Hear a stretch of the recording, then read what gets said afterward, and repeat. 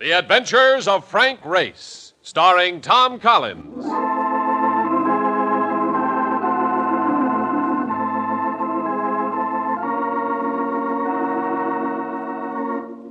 The war changed many things, the face of the earth and the people on it. Before the war, Frank Race worked as an attorney, but he traded his law books for the cloak and dagger of the OSS. And when it was over, his former life was over too. Adventure had become his business. The Adventures of Frank Race.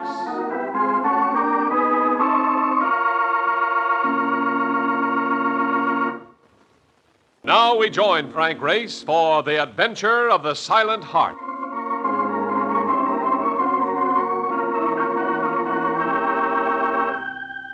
It was hot in New York. One of those summer days when the newspaper sent cameramen on the prowl for some citizen sufficiently touched with the sun to try frying an egg on the sidewalk. At the moment, I felt like the egg. But coming out of the furnace blast of the street into the air-cooled offices of Trans-Columbia Life Plan was like passing from this vale of tears into some unexpected Valhalla. Oh, ain't this something? Say, are all offices like this, Race? No wonder secretaries look so fresh at 5 o'clock. In the reports, you look pretty fresh to secretaries, too, Mark. At all hours. Stop with a clown. Look, who is this guy that you're going to see? Fred Jeremy. There's his name right there in that door. Well, why don't I go in with you? Maybe the guy's got something cool in a glass to go with the cool air. He probably wants to see me alone, Mark. Can I help you? My name's Race. I'd like to see Mr. Jeremy. Oh, well, go right in, Mr. Race. You're expected. Race, I think I'll wait out here after all. Mark, someday they'll pass a law making cab drivers wear blinkers. It'll be rough on you, boy. Rough. Take your time, innit? I will. You take your time out here. Yeah. Hey, look, baby, I know a place where there is a three-piece band at I hate dancing. Mark, Yeah. you try not to freeze to death while I'm gone, huh? Fred Jeremy. Thick-lensed glasses and a high forehead. You had the look of the kid who sat next to you in school, the one who turned in his arithmetic paper 20 minutes before you finished yours. At the moment, his eyes were glued on some charts hanging on the wall. Know anything about graphs, Race? A little. Take a look at these. Statistics on angina pectoris, heart disease. This one represents the national average of deaths due to heart ailments. Oh, it looks pretty high. It is, Race. It's a big killer. And what's the other chart? That represents one county in our New England district. Same disease? Yes, Race, the same disease. But notice the sharp upswing in deaths during the past year. Almost doubles the national average. Yes. Of course, it could be a coincidence. But you don't think so? Obviously not, or I wouldn't have sent for you. Race, I think there's a murder ring operating in that county. Any special pattern that the claims follow? Yes. The majority of the claims have been paid to business partners. Look at this latest one. The deceased, Richard Dodge, was insured for $50,000 by the financing partner, Arthur Becker. Mm-hmm. But Becker's original investment in the business was only $8,000. I'd like to have a copy of that report. Now, there's one in this folder, along with a list of other cases that are suspiciously similar. Race, the town of Midville is situated on a lake right near the center of that county. It's rather popular as a vacation resort. You could use a vacation, couldn't you? I'll leave tonight. I'll let you know where I'm staying.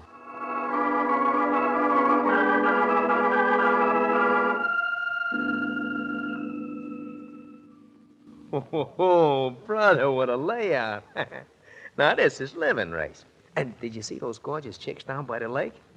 I am gonna like it here. Yeah, be careful of your heart, Mark. This place is becoming noted for angina pectoris. Yeah? You know anybody who can introduce us to the dame? Now, this is one you wouldn't enjoy meeting.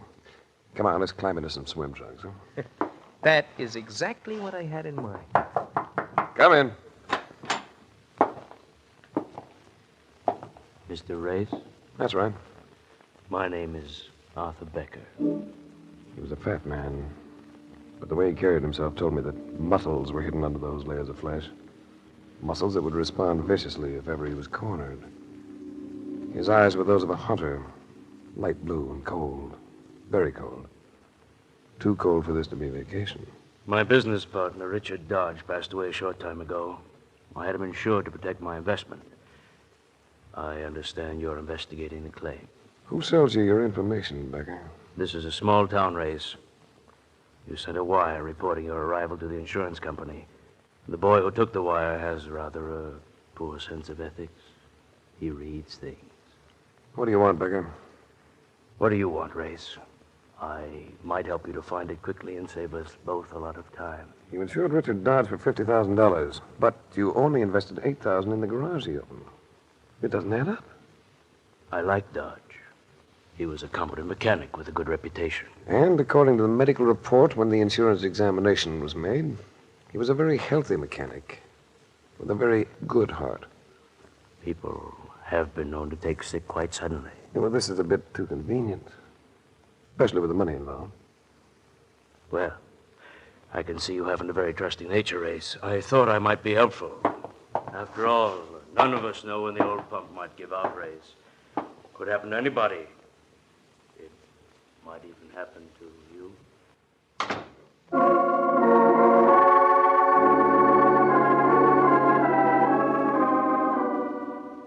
In checking around Midville, I found that Richard Dodge, the latest victim of the heart disease racket, had a mother. I went to see her. I can't understand what happened to my boy, Mr. Race. He was so big and strong. He played football when he was in high school, you know. Did he have any insurance? Any payable to you, I mean? Well, he did before he went into the business with Mr. Becker. But then Richard increased his old policy and made it over to Becker so that the premiums wouldn't cost too much. You mean Richard paid the premiums himself? No, I paid them. I had a little money left over from my husband's pension. I see. I have some pictures of my son in his football uniform and when he was a soldier. Would you like to see them, Mr. Race? No, I'd... Yes. Yes, Mrs. Dodge. I'd like to see them.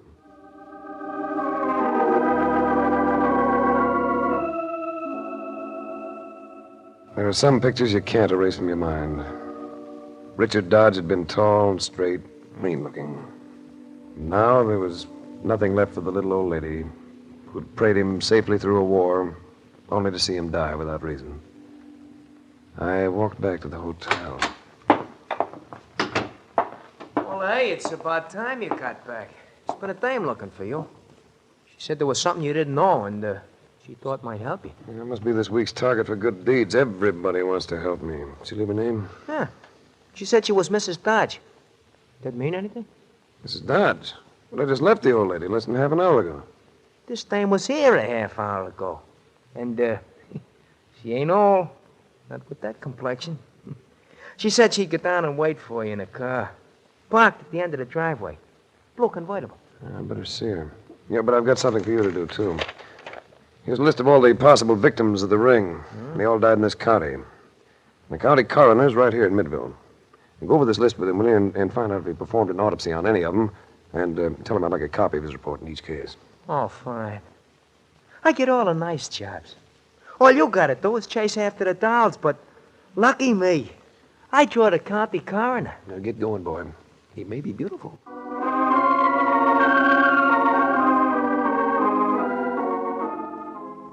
The blue convertible was at the end of the driveway, all right. The girl behind the wheel steered to the highway. I saw her face in the last glow of the sun. It was lovely. Lovely enough to make me forget for a moment why I was here.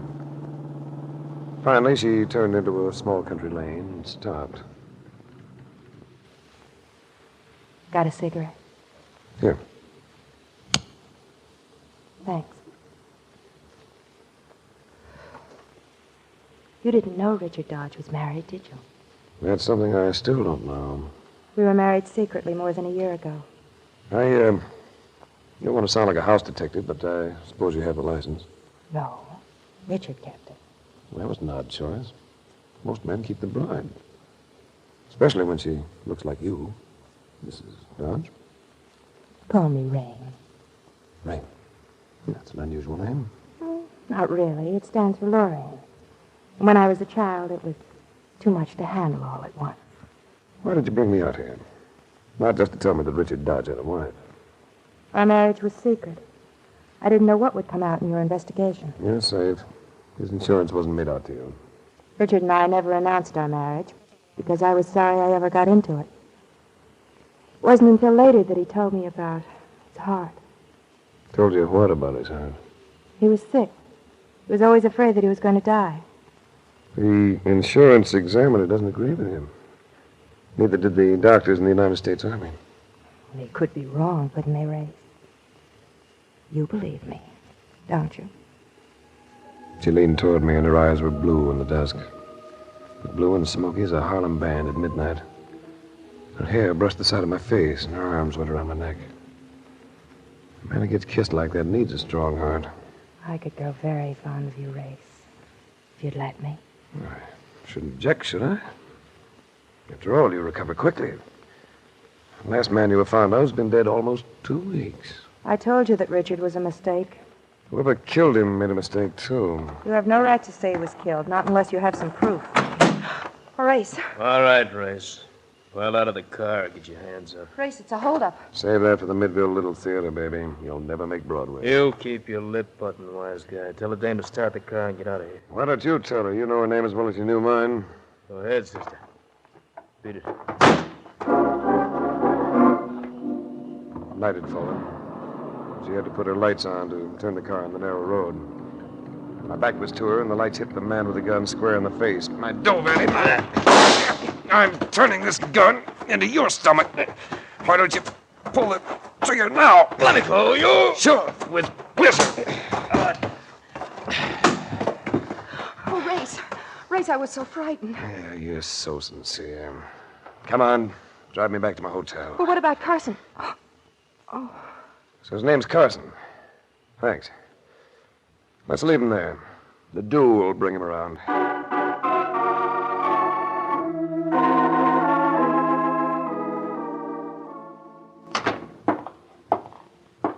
Brother, what happened to you?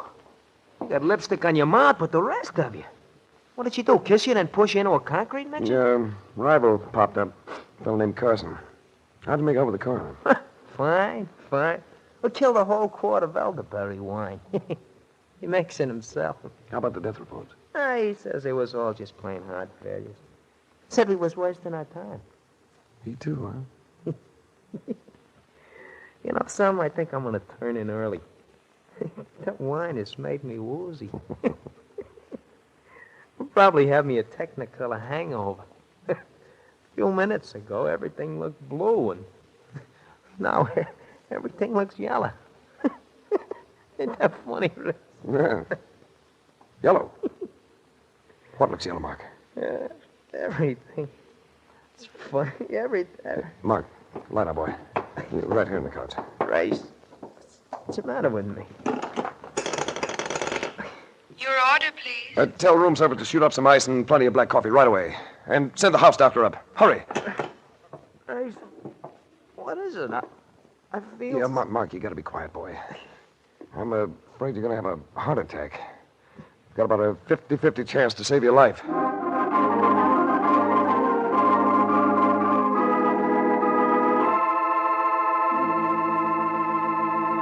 We'll return to the adventures of Frank Race.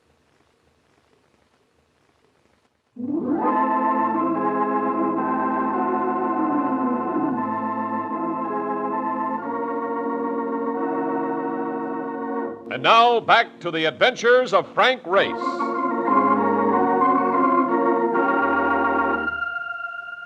I stayed at the hotel waiting for the doctor to get finished with Mark. It was touch and go. I knew he was having a rough time of it, but while he was conscious, he never lost that grin. It made me want to go out after Becker and his mom. But you operate off cue when you get like that. I knew better. How is he, Doctor? He's sleeping now. I think he'll come out of it all right. The coffee you poured into him probably saved his life. I was right about the drug, then. Yes, an overdose of digitalis. Administered orally.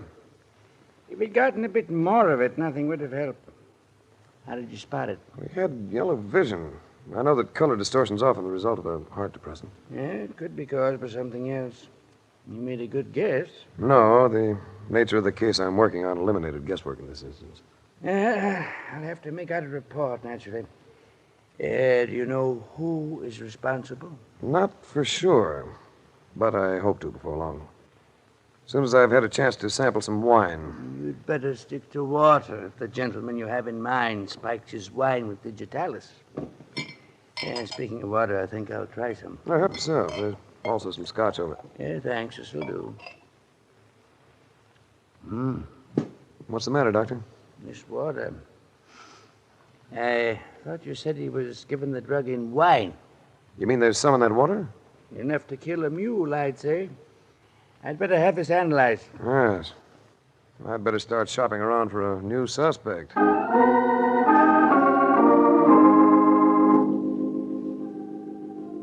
the next 12 hours, Mark slept like a log.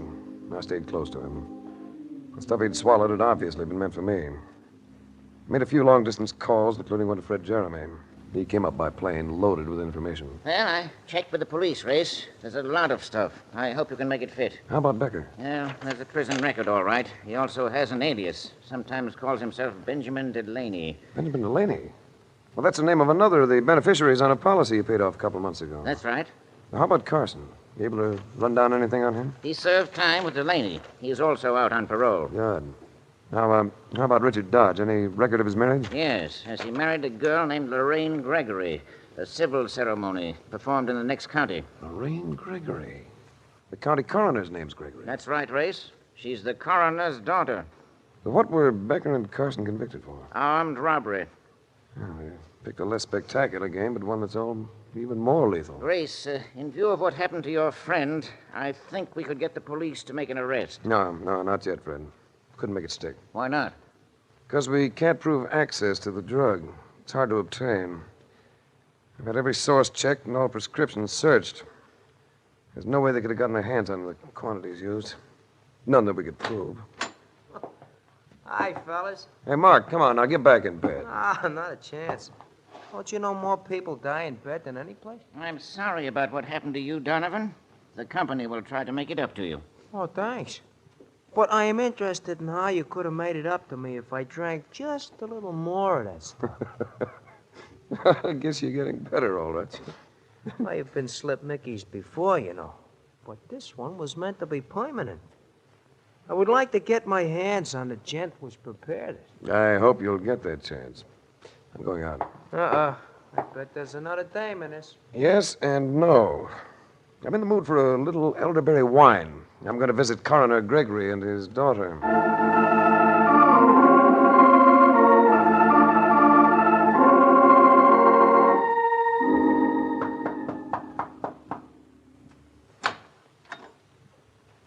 Well, hello. Hello yourself. Is your father home? Come to ask for my hand, Race? When I ask for your hand, baby, I'll be carrying handcuffs in mine. Who's out there, Rain? A man named Race. He wants to see Father. Well, bring him in, girl. Enter, Mr. Race. Mother, Dad, this is Mr. Race. I'd like to talk to the coroner officially and alone. Wow. I can always wash my hair. But you'll find that Mother and Dad are hard to separate. You may leave us, Margaret. I'll stay right here. You had too much wine to be left by yourself. You mean he might say things I shouldn't hear? What I mean is my business. Gregory, you almost had another heart failure case in your hands. Friend of mine. That's so. If he had died, your report might have been interesting. I wonder what it would have said.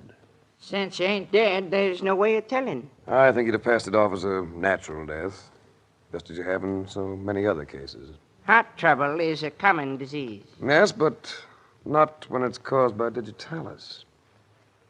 Why didn't you do an autopsy on Richard Dodge? I know how to run my job. Well, it might not be a job for much longer.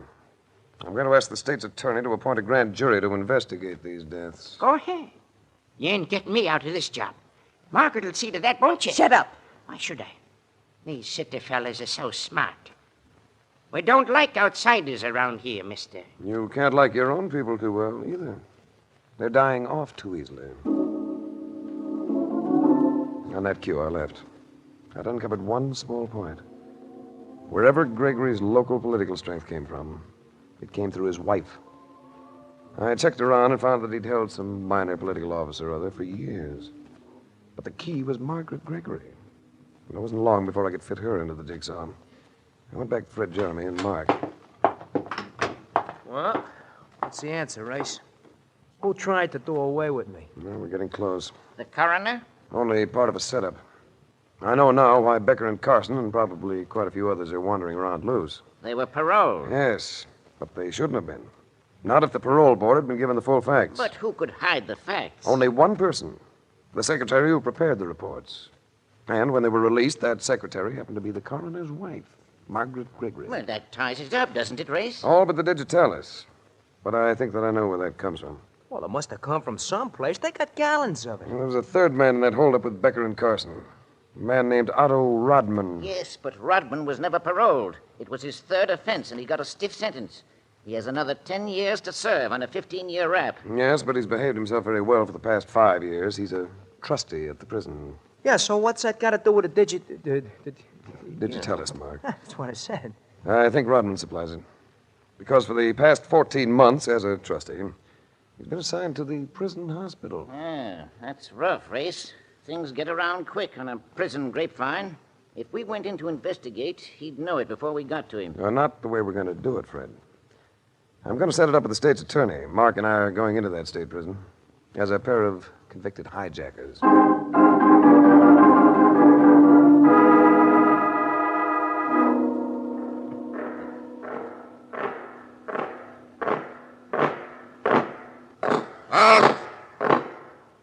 right, now, which two go to the infirmary? We do. We do. Get in there. Here are two guys for sick call, Rodman. Probably faking. I'll see him on the way back after the doctor gets in. Okay, Mr. Seward.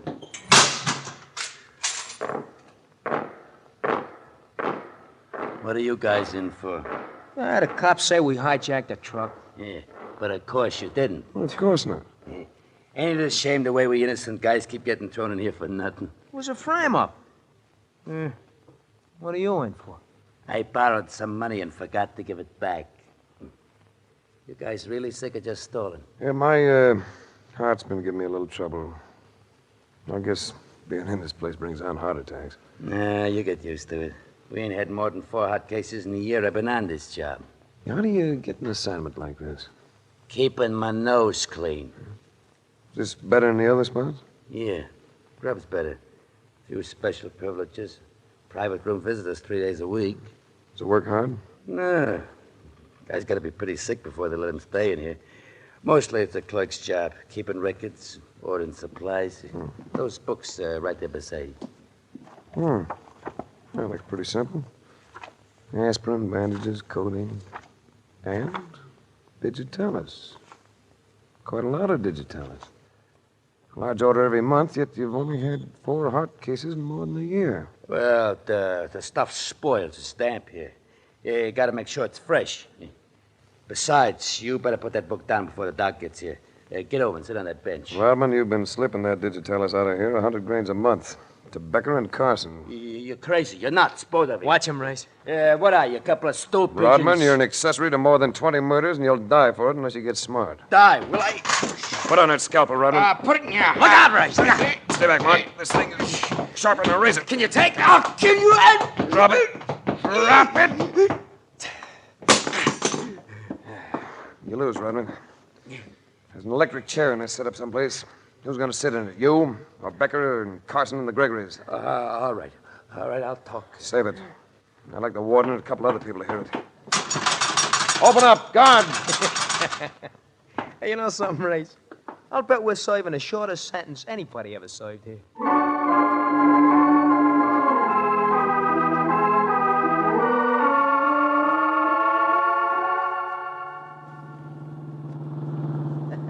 Well, Race, can you think of any reason why we should pay your fee after treating you to such a fine vacation? A vacation?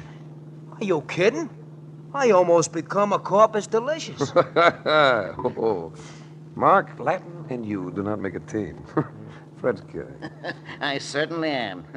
What a ring. The coroner and his wife and daughter, and a pair of cutthroats. Hey, you know something, Race? That rain thing wasn't bad looking. I don't think she was so bad. Maybe her family just roped her into it, huh? She working on your heart for the second time? What do you mean the second time? Who do you think poured that stuff into your drinking water? You mean she did it? Why, that two-timer, no good thing. That would have gone on if you hadn't stopped it, Race. You've saved the company a lot of money. I wanted to talk to you about that, Fred. You never paid Becker for the death of Richard Dodge, did you? No, and we won't have to now. Now, those premiums were paid by Dodge's mother, Fred. Sweet old lady. She's the real victim of this. Oh, I see what you're driving at, Race. I think I can arrange to have the claim paid to her. Ah, thanks, Fred. You're a decent guy.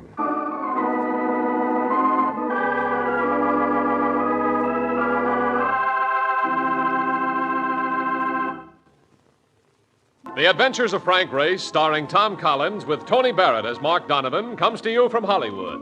Others heard in tonight's cast were Virginia Gregg, Michael Ann Barrett, Jack Crucian, Ted Von Eltz, and Wilms Herbert. This series is written and directed by Buckley Angel and Joel Murcott.